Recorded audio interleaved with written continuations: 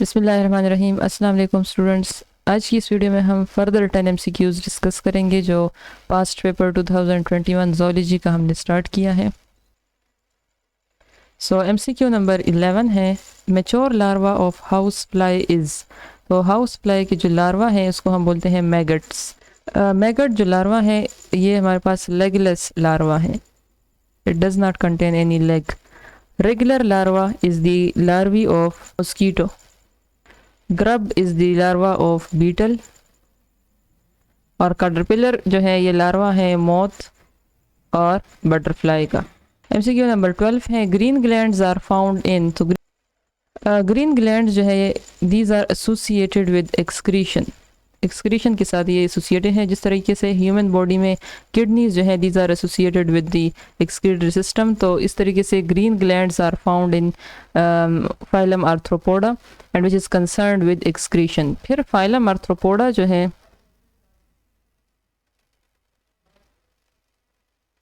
it consists of 3 classes: insecta, crustaceans and arachnida.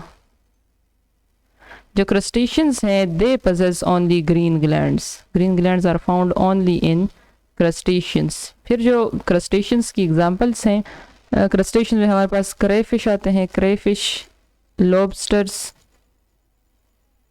shrimp। तो अब इसमें से जो क्रेफिश हैं they possess green gland. Scorpion, moth, spider, these belong to other classes of the phylum Arthropoda. Scorpion belongs to Arachnida, moth belongs to Insecta और spider जो है spider scorpions these belongs to Arachnida. MCQ number 13 है, which one of these is an arachnid. अब arachnid जो है इसमें से कौन सा है? तो स्कॉर्पियन और स्पाइडर दीज बिलोंग्स टू एरिक्निडा। वेस, बीटल, बग ये हमारे पास क्लास इंसेक्टा में आते हैं। MCQ नंबर 14 है, Typhlops these are blind snakes. Typhlops is a genus of blind snakes and it belongs to the family Typhlopidae.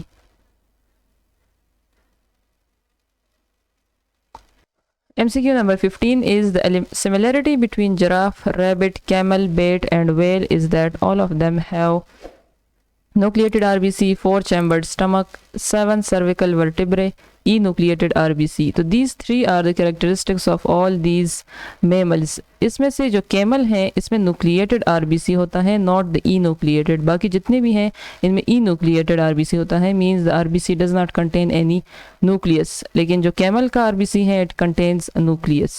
MCQ number 16 is which of the following is an egg laying mammal। अब इसमें egg laying mammal कौन सा है? तो spiny ant eater और इसके अलावा duckbill platypus, these are the examples of egg laying mammals।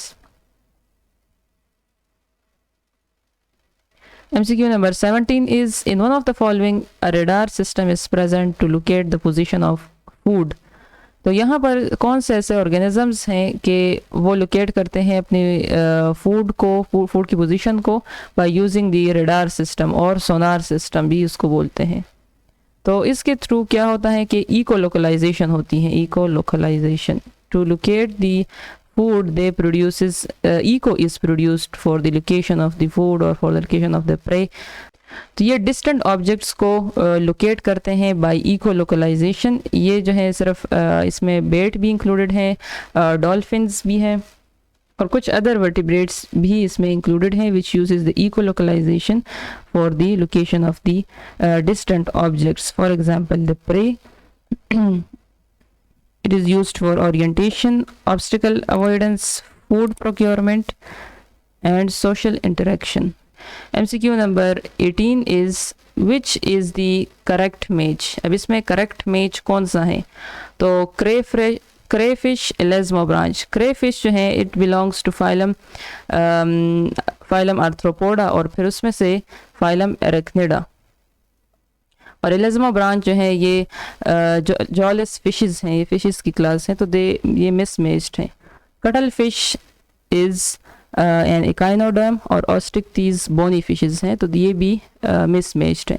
Silver fish arthropoda है, फाइलम आर्थ्रोपोडा है और इकाइनोडर्म जो है ये फाइलम है इकाइनोडर्म जो है ये इससे बिलोंग नहीं करता, मिसमैच्ड है। Jelly fish belongs to class scyphozoa. Scyphozoa में हमारे पास ऐसी क्लास है फाइलम सिलेंट्रेटा की जिसमें हमारे पास ट्रू जेली फिशेज इंक्लूडेड हैं। तो this is the correct option, this is A correct match. MCQ number 19 is, which of the following is a very unique feature of the mammalian body? Rib cage, homeothermy, presence of diaphragm, four-chambered heart.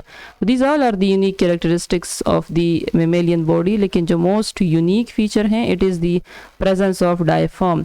Diaphragm is actually a wall which separates the thoracic cavity from the abdominal cavity.